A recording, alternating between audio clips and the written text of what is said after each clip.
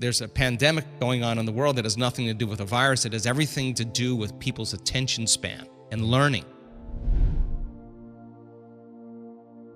People need a rush of dopamine in order to catch their attention, or a rush of adrenaline to learn. They're dependent on their outer environment to regulate their emotional state. Now, this is different now. Now, I'm going to say to you, get in that beautiful heart of yours, and I want you to feel gratitude for the event before it occurs. Well, I can't feel it because it hasn't happened yet. Yeah, that's the conditioning. That's the hypnosis. So then when you teach people how to create heart coherence and self-regulate, then it makes sense then with a coherent brain, they can hold the image of their future. They can actually then rehearse who they're going to be. They can bring up the emotions of their future. Now, here's the cool part. If they can feel their gratitude before their healing begins. If they feel their abundance or their worthiness before they have their wealth, it will start generating abundance. If they start being in love with themselves and being in love with life, they'll create an equal. That's the law. If they're in awe of life or in awe of the moment, they're going to have a mystical experience. If they're empowered, they're going to start stepping towards a success. So then when we wait for the outer world to change our internal state, that's a conditioning process, because some people will live in lack and separation their entire life because they're not creating anything. When this happens, then I'll feel happy. That's the illusion of three-dimensional reality. That's cause and effect, but feeling the emotion ahead of the experience is causing an effect. So the heart, when it's coherent, tends to produce an external magnetic field that's up to 3 meters wide. Now you got a Wi-Fi signal. Now when you have a coherent brain, the brain could actually lay the information on that signal.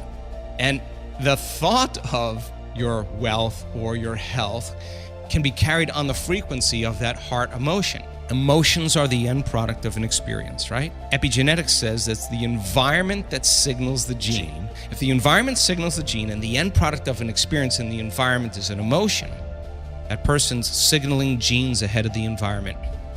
And now they're biologically believing, behaving, and actually becoming that person.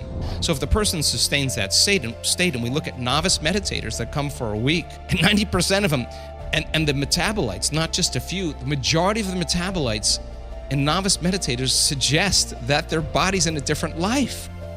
Coherence is rhythm. It's a cadence.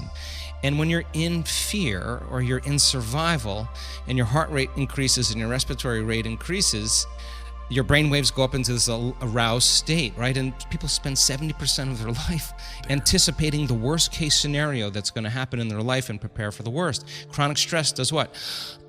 It causes us to hold our breath. All right, so we found, in our research and working with the Heart Math Institute and also some of the stuff we've been doing, that if you slow your breathing down, you slow your brain waves down.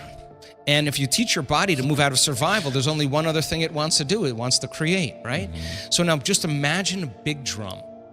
And now you're so contracted that you can't hit that drum. And as you learn and teach a person how to convert from that fight or flight nervous system to the nervous system of relaxation, the heart actually starts to bloom. And when you place your attention on your heart, we have the data. I can say this emphatically. And when that heart starts to beat in rhythm, it starts to inform the brain that it's time to create. Like taking a big sheet and going like this, a wave of energy goes right to the brain. The brain goes right into alpha and says, it's safe now to create. Examine other possibilities. You're out of survival, right? So then as you hit that drum repeatedly, there's a wave of sound that's produced, and the more coherent it is, the more it can carry information, right? Or if you drop a pebble in the water, and you drop another pebble in the water, and you drop another pebble in the water, when your heart is coherent, there's a magnetic field, right? So then the person's having a spontaneous love attack. They've done it enough times, their body's going, hey, it's been about 2 hours without a little love. Well, let me just automatically do that.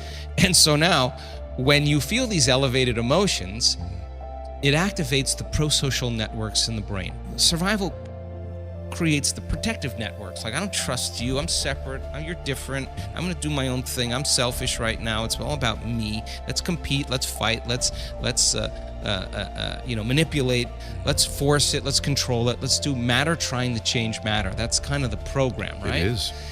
So then, The opposing part of this is that when people start to connect and they start to have these elevated states, then something really unusual happens. The reality seems to conform in ways that are equal to who they're being. So now the heart is saying to the brain, it's time to create, and now your energy has changed, and nothing changes until we change our energy. And when you change your energy, you change your life, right? And so then the idea then is to be able to maintain that modified state of mind and body your entire day. And as I said, get so good at doing it with your eyes closed that you can do it with your eyes open. Now, if you can sustain that state for an extended period of time, I don't care what you want, and people have created all kinds of things. I use health as the example because it's really relatable.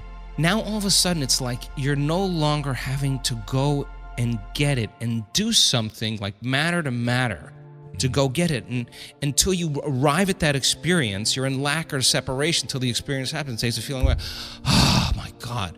Well, this is kind of like the opposite. This is like you're not going anywhere. Everything's coming to you. So the thought tends to have an electrical charge in the quantum field. It tends to be the directive. It sends the signal out. And the heart tends to have a magnetic field. It tends to draw the experience to us. So then if you teach people how to create from the field instead of from matter, they will shorten the distance between the thought of what they want and the experience of having it, between the cause and the effect. Now, think about three-dimensional reality. Many people can develop the skills to become successful. They can make the right choices, they can study real hard, they can practice, they can get trained, but they're gonna follow certain rules of Newtonian physics. It's just gonna take time to get what you want. It's just gonna take time and hard work. Well, there's nothing wrong with that. You do that for a while, and sooner or later you're gonna say, is there another way? Now, this is where it gets exciting. Okay, if it's not matter that's emitting the field, it's the field that's creating matter. If I can change the information in the field, I can change the expression in three-dimensional reality. So if you can teach a person to become nobody, no one, no thing, nowhere, in no time, to become pure consciousness and disconnect and dissociate from everything physical and known in their three-dimensional reality, and we have data to say that people can do this. Now, all of a sudden, if they become aware that they can actually connect to that field with their awareness, their consciousness, their awareness in infinite vacuum and in emptiness in space, it would be like the illusion is the virtual reality headset. You're taking the headset off. You can't get the upgrade from inside of it.